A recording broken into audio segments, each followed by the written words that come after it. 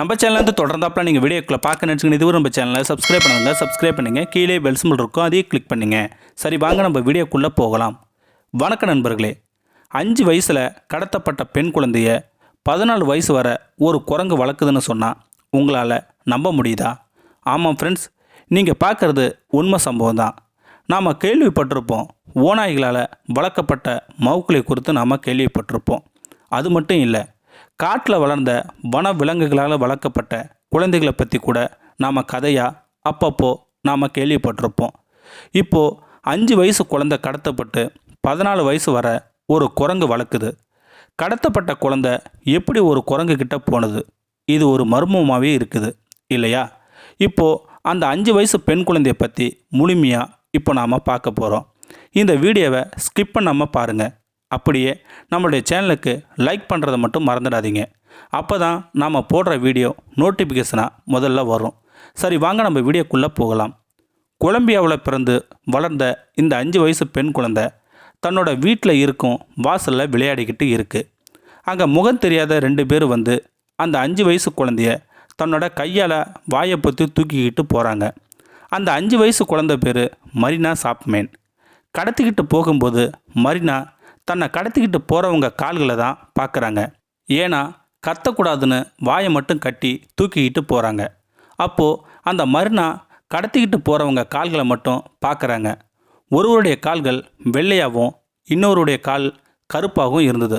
இதை தவிர வேறு எதையுமே பார்க்கல மரினா. இருந்தாலும் மரினாவை கடத்தியவர்கள் வீட்டிலிருந்து வெகு தூரமாக கூட்டிக்கிட்டு போய் காட்டுக்குள்ளே விட்டுட்டு போகிறாங்க. மரினாவுக்கு ஒன்றுமே புரியல.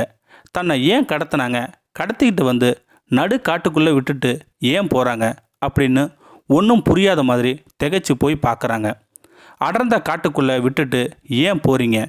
என்னை திரும்பி அழைச்சிக்கிட்டு போங்க, இங்கே யாருமே இல்லை, எனக்கு பயமாக இருக்குது, இல்லைனா என்னை உங்கள் கூடயே அழைச்சிக்கிட்டு போங்கன்னு கத்துறாங்க மரினா. என்னங்க, இதை பார்க்கும்போது சினிமா படத்தில் வர மாதிரி இருக்குன்னு நினச்சிடாதீங்க. இது கொலம்பியாவில் நடந்த உண்மை சம்பவம். மரினா கத்தியும் காட்டுக்குள்ளே தனியாக தவிக்கி விட்டுட்டு போயிட்டாங்க.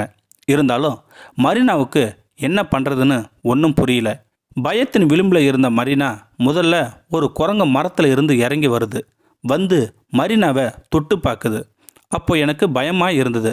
இன்னும் கொஞ்சம் நேரத்தில் இன்னும் சில குரங்குகள் வந்து தொட்டு பார்த்து என்னை தனியாக விட்டுட்டு ஒன்றா போச்சு. எனக்கு கொஞ்சம் பயமாக இருந்தாலும் எனக்கு ஆறுதலாகவும் இருந்தது. ஆனாலும் மனசுக்குள்ளே பயம் மட்டும் அதிகரிச்சுக்கிட்டே தான் இருந்தது.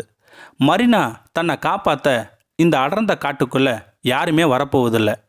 தன்னாலையும் தனியாக தப்பிச்சு உயிர் பொழைச்சி போகவும் முடியாதுன்னு நினச்சிக்கிட்டாங்க. இனி என்னுடைய வாழ்க்கை இங்கே தான் எனக்கு அப்பட்டமாக தெரிஞ்சுது.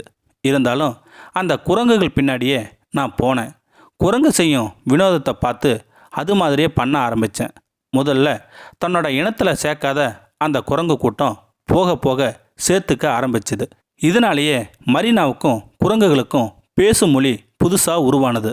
இதனால் இயல்பாக குரங்குகிட்ட பழக தெரிஞ்சுக்கிட்டேன். அது மட்டும் இல்லை, காட்டுக்குள்ளே இருக்கும் விலங்குகிட்டையும் சேர்ந்துக்கிட்டேன். இதனால் எனக்கு காட்டுக்குள்ளே பயமே இல்லாமல் இருந்தது.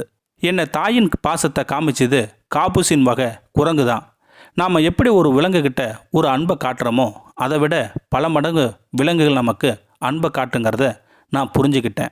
அது மட்டும் இல்லை, மரினாவை 5 வயசுலேருந்து 14 வயசு வரை இப்படி தான் வாழ்ந்ததுன்னு லேடிபிள் என்ற இணையதளத்தில் பேட்டி கொடுத்துருந்தாங்க. எனக்கு 14 வயசு இருக்கும்போது தான் எங்கள் வீட்டுக்கு பக்கத்து வீட்டுக்காரரு மீட்டார்னு. அது மட்டும் இல்லை, ஒரு பொண்ணு தான் என்னை தத்தெடுத்து வளர்த்தாங்க. ஆனால் என்னை கடத்தப்பட்ட காரணம் மட்டும் மர்மமாகவே இருக்குதுன்னு சொன்னாங்க. இப்போ எனக்கு திருமணமாகி 2 குழந்தைகளுடன் சந்தோஷமாகவும் பாதுகாப்பாகவும் இருக்கேன் மன நிகழ்ச்சியோடு சொன்னாங்க மரினா. எனக்கு நடந்த சம்பவத்தை பற்றி ஒரு புத்தகமாக வெளியிட்டிருக்கேன். அது மட்டும் இல்லை, the girl with no name என்ற பெயரில் வெளியிட்டிருக்குன்னு சொன்னாங்க மரினா. இந்த வீடியோ உங்களுக்கு பிடிச்சிருந்தா கமெண்ட் பாக்ஸில் கமெண்ட் பண்ணுங்கள், கூட உங்கள் ஃப்ரெண்ட்ஸுக்கு ஷேர் பண்ணுங்கள். இதுவரை நம்ம சேனலை சப்ஸ்கிரைப் பண்ணுங்கள். கீழே பெல் சிம்பல் இருக்கும், அதையும் கிளிக் பண்ணுங்கள். தேங்க்யூ ஃபார் வாட்சிங்.